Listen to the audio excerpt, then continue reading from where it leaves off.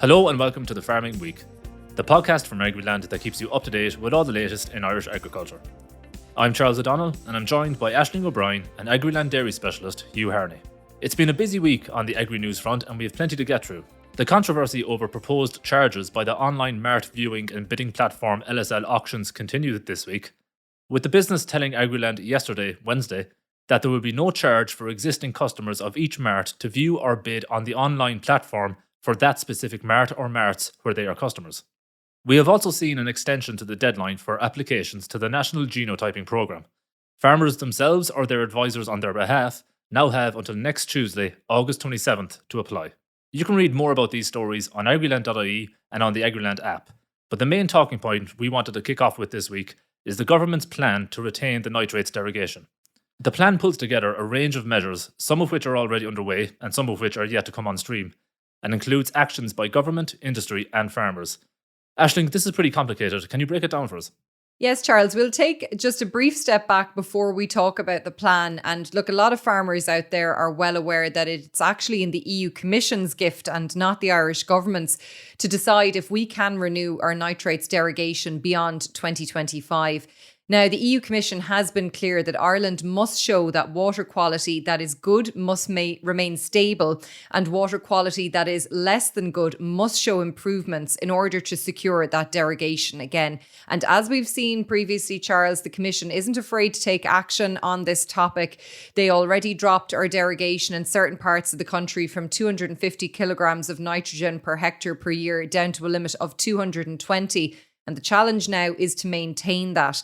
European Commissioner for the Environment, Virginijus Sinkevicius, who visited Ireland late last year, we were told this week, is going to return with his officials in September to see the progress that is being made on water quality by farmers and by industry as well.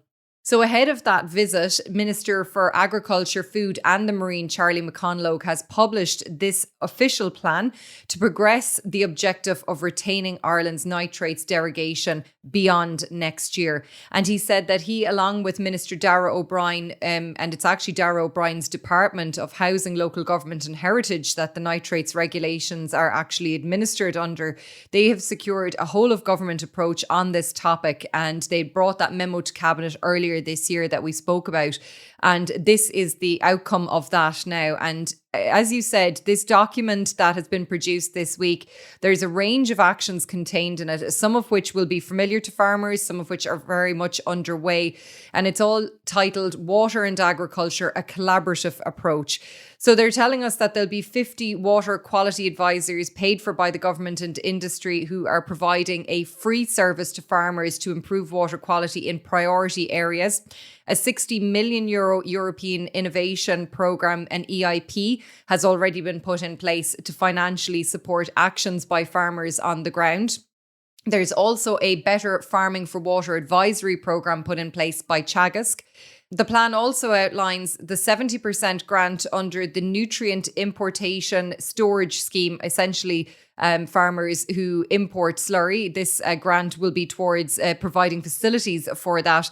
That was outlined in last year's budget, Charles, and it opened for applications this week to coincide with the plan. We might come back to that in just a little while. The plan also says there'll be a new and separate exempted development threshold for standalone slurry storage, which will be provided as part of a review of planning regulations, which will come as, I suppose, a lot of solace to farmers out there who've been, battling, trying to get such projects over the line on their farms. And there'll also be a sanction sought from the European Commission to apply for a 60% grant and separate ceiling of €90,000 for farmers for nutrient storage from 2025, January of 2025. Now, the department also confirmed that John Comer, a farmer and a past president of the Irish Creamery Milk Suppliers Association, the ICMSA, has been appointed as chair of the Agriculture Water Quality Group as well. So it will be interesting, you know, Charles. There's a lot of items in the plan which farmers will be already aware of, but it is good that we're making progress on, you know, the slurry import grant and less as well. Yeah, absolutely, Aisling. And there have been developments on less slurry spreading, low emission slurry spreading, and the nutrient storage scheme that you mentioned. Can you take us through some of those developments? Yes, Charles. So the nutrient importation storage scheme is going to be made available under TAMS 3, of course, the Targeted Agricultural Modernisation Schemes.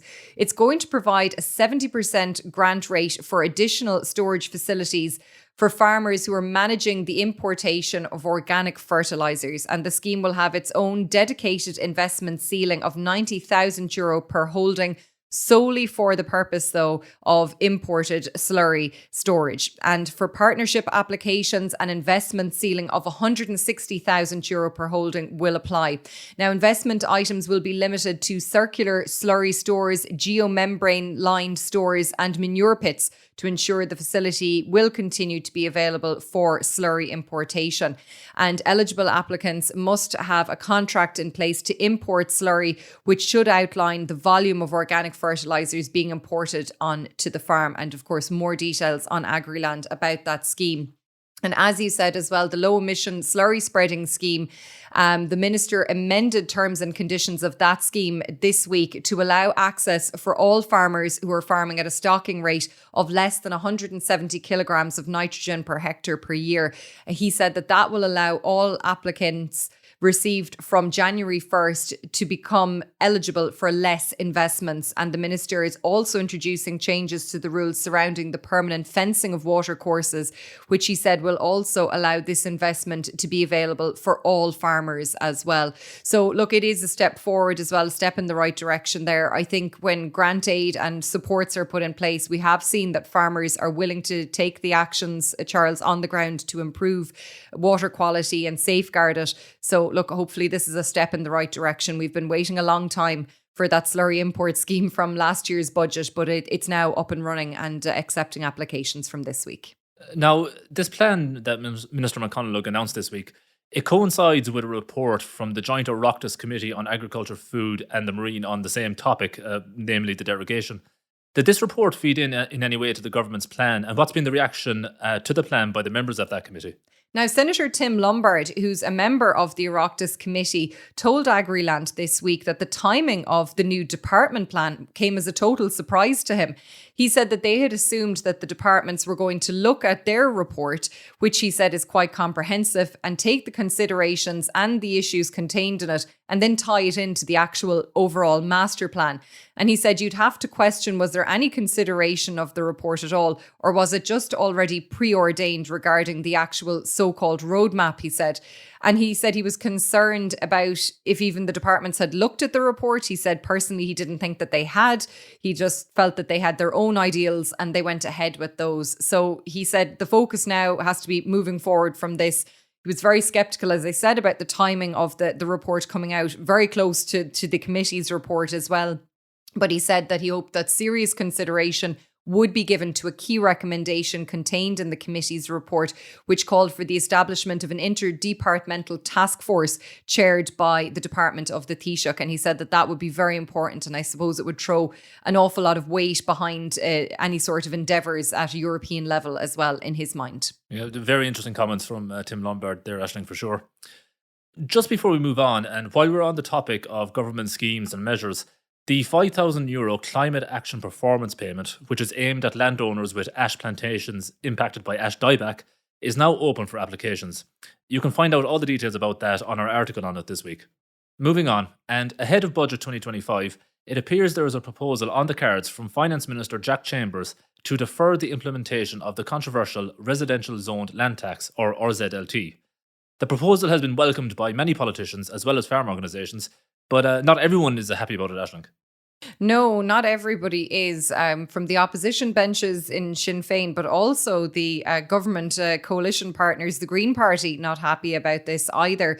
Look, I suppose the RZLT, it's going to be applied at a rate of 3% of the land's market value, and it's aimed at increasing housing supply by essentially activating zoned and serviced residential development lands for housing. It's all part of the government's efforts to address the ongoing housing crisis in this country. But as you rightly said, since its inception, farming organisations and many politicians as well, to be fair, have been very vocal and have raised concerns that actively farmed agricultural land on the outskirts of urban settlements could also fall within the scope of this tax. So as you said, the news came this week that we have a proposal on the table that this RZLT is going to be deferred for 1 year to ensure that active farmland will be excluded. Now, it was due to come into force from February 1st of next year, so that's all been put back now again.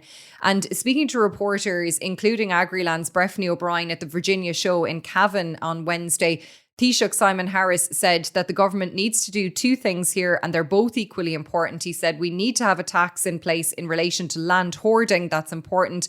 We do have a housing crisis, but we also need to make sure that active farmers are recognised as such. And he said it was offensive to describe an active farmer as a land hoarder. And he said he thinks that people across the country understand the difference between somebody hoarding land and looking for it to appreciate in value and somebody who's farming and producing a product on a daily basis. Now, the Fianna Fáil Tipperary TD and chair of the Joint Oireachtas Committee on Agriculture, Jackie Cahill, spoke to Agriland this week on this issue, and he said that work is underway to develop a new system for the RZLT, which will exclude active farmers from its scope. And he said, in his opinion, pausing and deferring this tax by a year and designing a new system that excludes active farmland will give certainty to farmers. And he felt that it would protect both farmland and food production as well. Now, we heard from a spokesperson from the Minister for Agriculture, Charlie McConalogue, who said that the Minister had welcomed this proposal as well. They said that the Minister had continuously advocated on this issue with his government colleagues about his concerns about the impact of the tax on active farmers as well. And he said he welcomed a move towards a final resolution for farmers on this issue.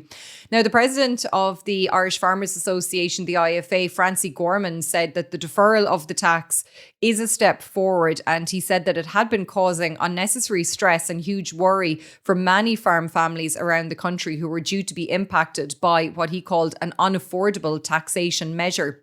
And he added that farmers, Charles, should never have been included in this tax in the first place. And look, we have covered it on Agriland that many farmers across the country up to this point have actually had to lodge appeals against the inclusion of their lands on draft local authority or ZLT maps to onboard Planola. And of course, that would have taken time, effort, and there would have been a cost involved with that as well. So, that's all added to the stress out there.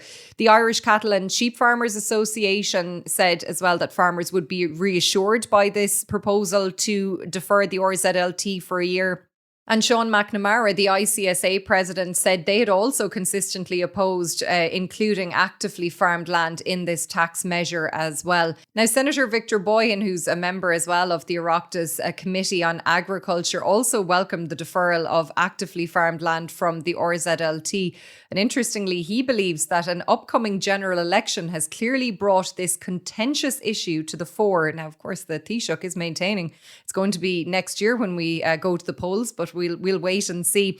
As you said, though, Charles, not everybody happy about this, including the Green Party. They took to social media this week saying everybody in government agrees that we need at least 50,000 new homes every year.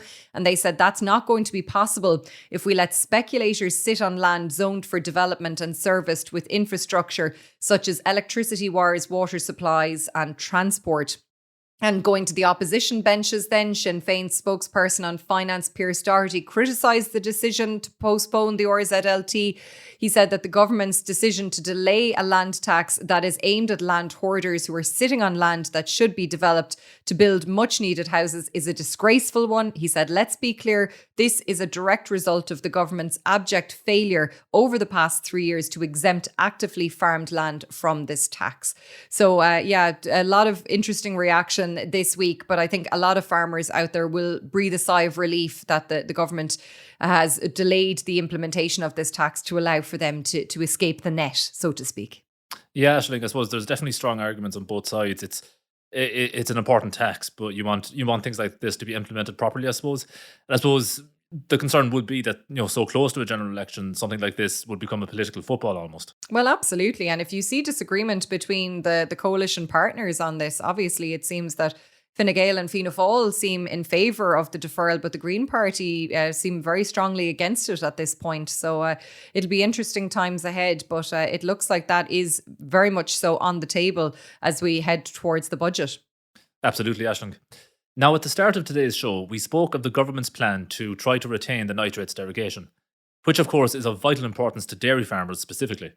But it wasn't the only news this week that will exercise the attention of dairy farmers. Authorities in China have announced that they are to begin an anti-subsidy investigation into some of the EU dairy products that it imports.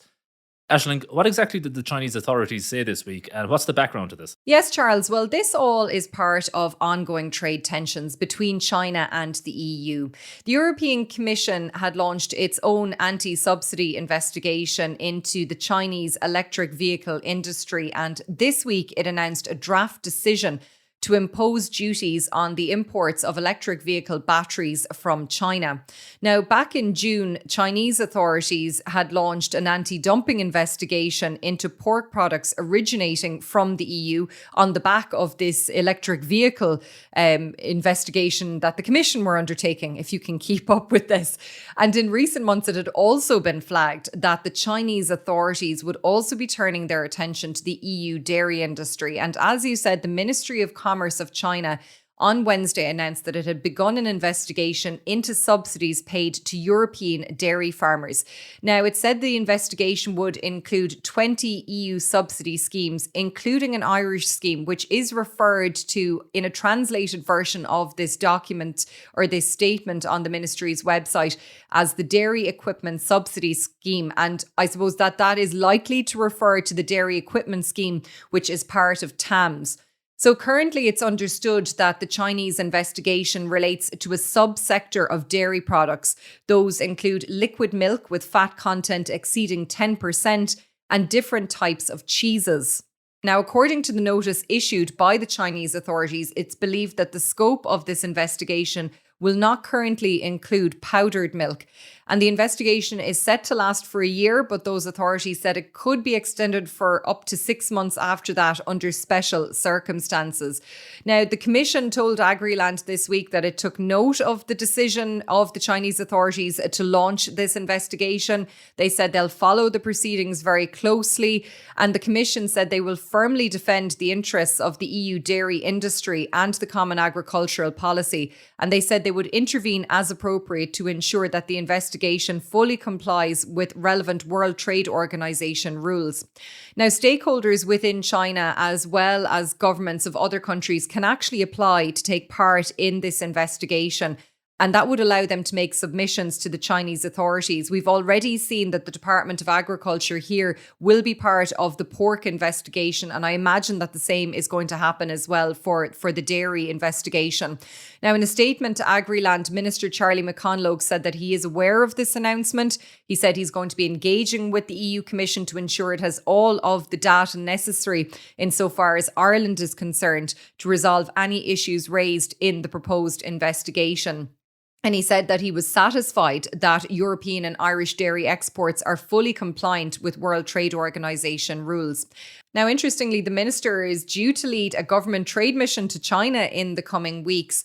And the overall value of Irish dairy exports to that country stood at €420 million in 2023. Now, that was a drop of 5% on the previous year, but it is still a significant amount of exports over to China. So it's something that we want to make sure that isn't impacted by any of these moves. Now, Dairy Industry Ireland, the IBEC Association, which represents primary and secondary dairy manufacturers, including the specialised nutrition sector in this country, expressed disappointment at the decision by China to launch this investigation, and they called on the EU Commission and the Irish government to work quickly to resolve this investigation and ensure that farm families and the industry are not negatively impacted.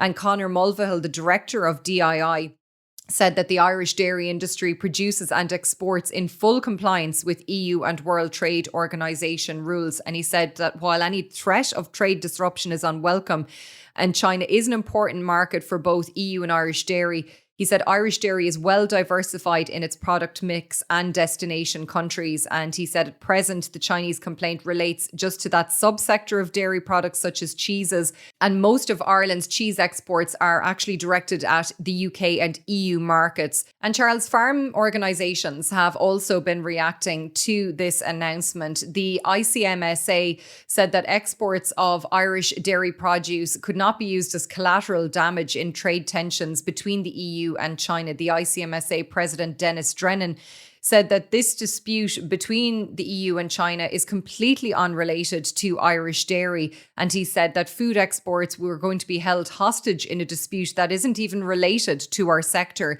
And he warned that the loss or any kind of negative impact on exports would be a savage blow at a time when farmers are dealing with low prices, really poor weather conditions, and years of high input costs as well. The IFA echoed those sentiments, Charles, saying that Irish dairy farmers cannot become the fall guys in a trade dispute between China and the European Union.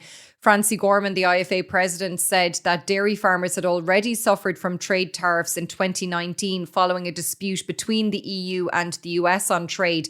He said that outcome has to be avoided this time round, and he also called on Minister McConalogue to make sure that he uses the opportunity of that trade mission in the coming weeks to China to assure officials there that our dairy products are not in breach of World Trade Organization rules and should not be treated unfairly from a tariff perspective. Thanks for taking us through that, Aisling, because it does sound pretty complex. Just while we're on dairy, we'll just bring to your attention that the Global Dairy Trade Index saw somewhat of a return to form this week, with the index increasing by 5.5%. More locally, all the main Irish milk processors have announced their milk prices for July, with prices increasing pretty much across the board. Moving on, and the Virginia show took place yesterday on Wednesday, which included, of course, the prestigious Diageo Bailey's Irish Champion Dairy Cow competition. Hugh, you were at the Virginia show yesterday. Can you describe the day for those who may be unfamiliar with the show? The Virginia show took place yesterday, where all eyes were on the highly contested Bailey's Cow competition, and it brought very impressive crowds to see the lineup of cows. The show marked the 39th Diageo Bailey's Cow competition, and to be honest, yesterday now it was a soft enough day with rain coming and going kind of all day, but crowds stuck around right to the end of the competition. The show attracts breeders from across the island, with some of the top Holstein Friesian cows in the country taking part. The competition is fondly known as like the All Ireland for dairy cows, and as usual, like there was so much at stake for the owners of these great cows. A win in the show ring at the Bailey's Cows is kind of like the ultimate form of promotion for any breeders. You know, you see it in the ring, there's just huge pride in representing their counties, and it was just like it was seen so vividly there yesterday. So, as well as the overall title, there was a section for the best heifer and milk, and also the best junior cow. This year's Diageo Bailey's Champion Cow was judged by a man by the name of Marcus Mock, who is from Germany. His farm is situated just right outside Lake Constance in Germany. And to be fair to him now, he was brilliant on the day. He gave really good reasons for like why he was choosing certain cows, and like he was just really insightful. You could tell he was just full of knowledge with the Holstein Friesian cows. So yeah, he runs a family farm of about 135 cows.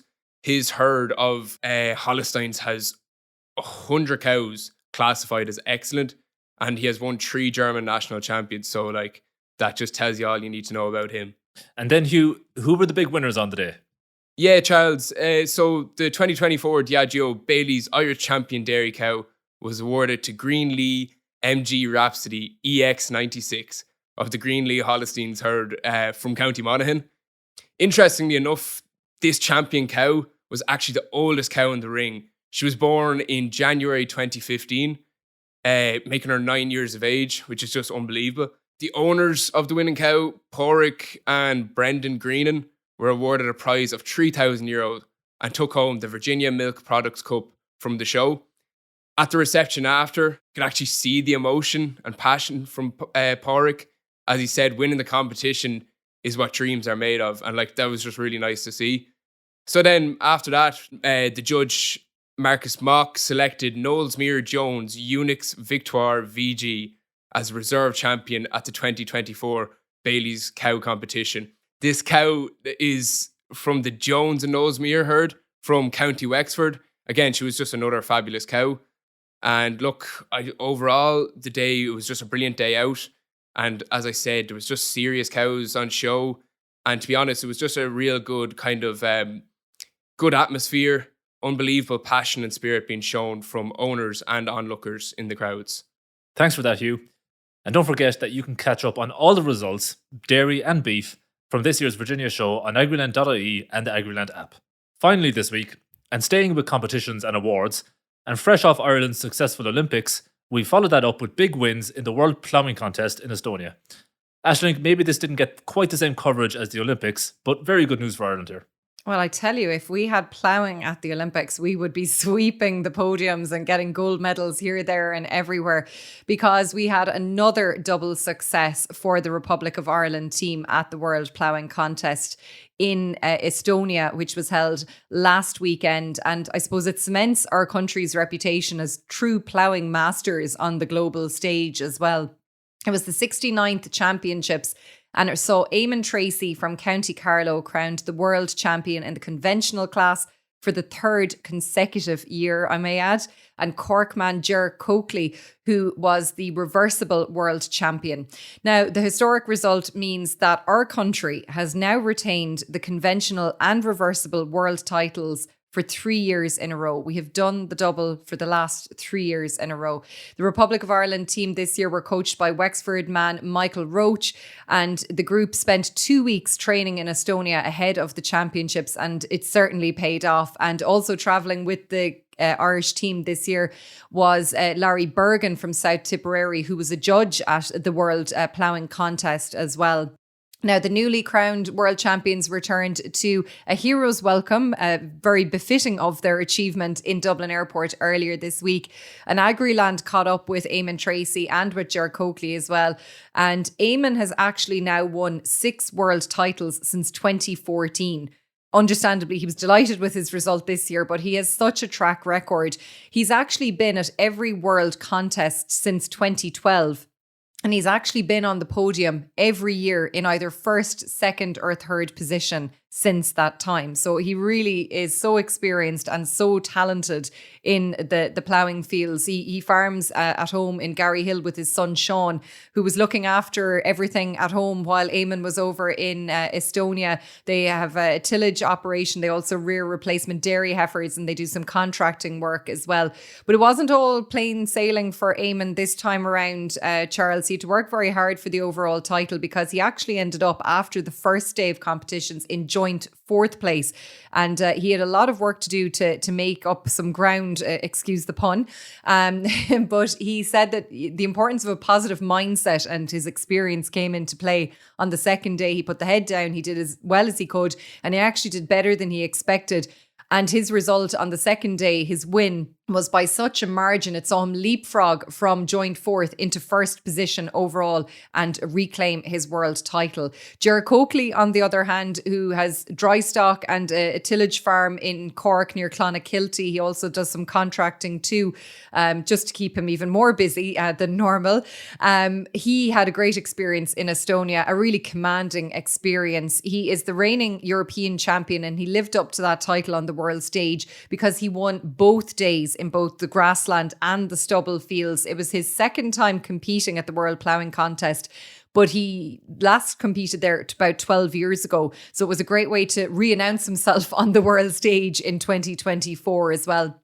Now, he said that his plots were very good, and obviously that stood to him as well. He took full advantage of his draw on the field as well. And understandably, Charles, congratulations have been flooding in from home and abroad. Anna May McHugh, the managing director of the NPA, who was over there, the National Ploughing Association, they were in Estonia and they helped the team with transporting over tractors and everything that needed to go over. She said it was a fantastic win for both men and that they'd done their country extremely proud.